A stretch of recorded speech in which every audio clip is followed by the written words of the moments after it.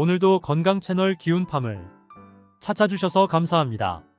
기운팜 채널의 건강 정보는 각종 언론 기사, 전문 연구 자료와 관련 논문 등을 분석해 작성됩니다. 사람의 나이, 질병의 유무 체질과 건강 상태는 모두가 다르고 개인의 현재 상태에 따라 다르기 때문에 유의하여 보아주세요. 자, 그럼 시작하겠습니다. 수족 냉증 있는 분들이 손발 따뜻하게 한다고 계피, 생강, 마늘 같은 뜨거운 성질의 식품을 섭취하시는데요. 함부로 뜨거운 성질의 식품을 섭취하면 안 됩니다.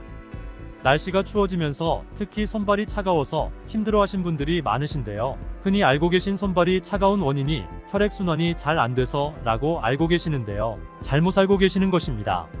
사실 수족 냉증은 손과 발의 냉증으로 나타나지만 그 원인은 다른 곳에 진짜 원인이 있는 경우가 대부분입니다. 혈액순환제 많이 드셔도 수족 냉증이 좋아지지 않는 이유가 근본 원인을 치료해야 수족 냉증을 해결할 수 있습니다. 그래서 손발이 차가워지는 이유와 해결책을 이야기해보려 합니다.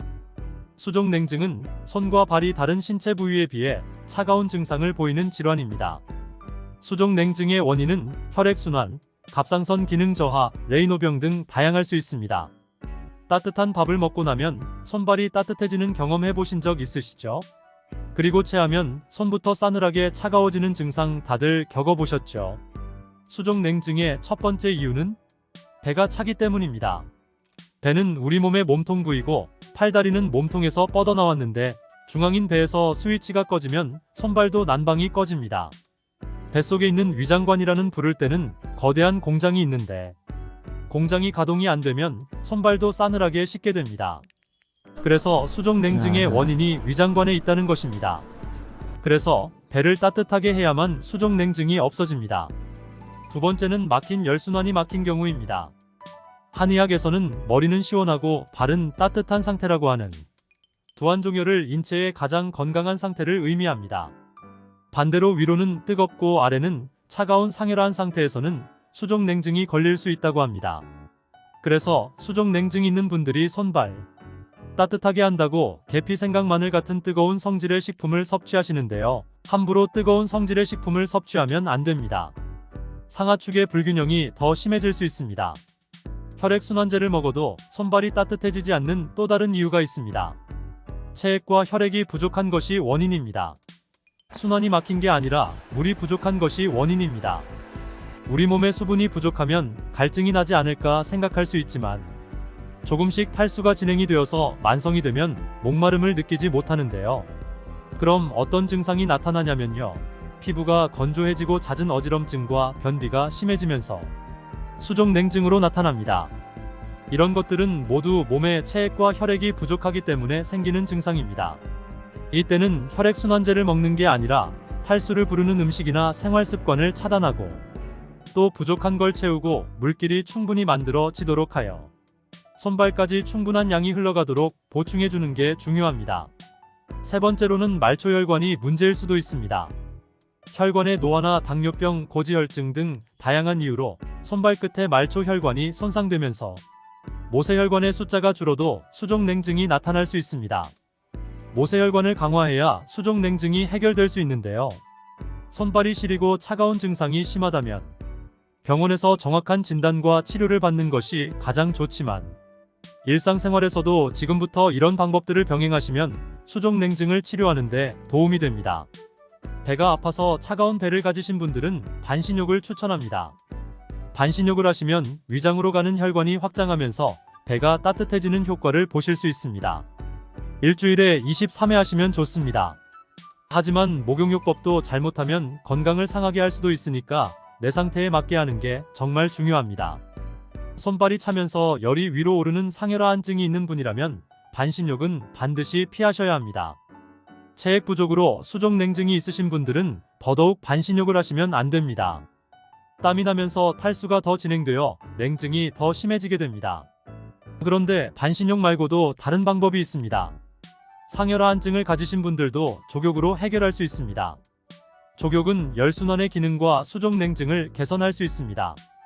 모세혈관의 숫자가 줄어도 수족 냉증이 생기시는 분들은 모관 운동으로 꾸준히 해주시면 모세혈관의 밀도를 높여 큰 도움이 됩니다. 체액이 부족해 생기는 수족냉증은 아침 기상 후 반드시 미지근한 물을 드시고 오전에는 이뇨작용이 있는 커피 대신에 생강과 대추를 같이 넣고 끓여 만든 물을 드시는 걸 추천드립니다. 생강과 대추가 만나 체액을 채우는 작용과 발열작용을 동시에 하기 때문에 부족해서 생긴 수족냉증 식지에 도움이 됩니다. 수족냉증을 치료하는 방법은 원인에 따라 달라질 수 있으므로 정확한 진단이 필요합니다. 일반적으로는 혈액순환을 돕는 약물, 한약, 영양제, 운동, 족욕, 따뜻한 옷차림 등이 도움이 될 수 있습니다. 수족냉증의 증상은 다음과 같습니다. 수족냉증이란 추위를 느끼지 않을 온도에서 손이나 발이 지나치게 차가운 상태를 의미합니다. 손발이 차가운 것이 주된 증상이지만 때로는 무릎이 시리며 아랫배, 허리 등 다양한 신체 부위에서 냉기를 함께 느끼기도 합니다. 따뜻한 곳에서도 손발의 냉감을 호소합니다. 손발이 하얗거나 파랗게 질리는 경우도 있습니다. 남성보다 여성, 특히 출산을 끝낸 여성이나 40대 이상의 중년 여성에게 더 많이 나타납니다. 혈관을 수축하는 의약품은 반드시 의사 상담하에 복용할 것입니다. 혈압약, 심장약, 호르몬 약 등을 드시는 분들은 더욱 주의가 필요합니다. 수족냉증을 예방하는 방법은 다음과 같습니다. 꾸준한 등산, 계단 오르기, 빠르게 걷기 등의 신체 활동은 혈액순환을 촉진하고 수족냉증을 예방하는 데 도움이 됩니다. 충분한 수면은 스트레스를 해소하고 신체에 피를 잘 돌게 합니다. 몸을 따뜻하게 하는 인삼, 홍삼, 생강, 계피, 육류, 생선 등의 음식과 음료를 섭취합니다. 몸을 차갑게 하는 토마토, 메밀, 가지, 오이, 커피, 술, 담배, 탄산음료 등의 음료는 피합니다. 수족냉증은 다양한 원인이 있을 수 있으므로 증상이 심하거나 지속되는 경우에는 의료 전문가의 상담을 받으시기 바랍니다.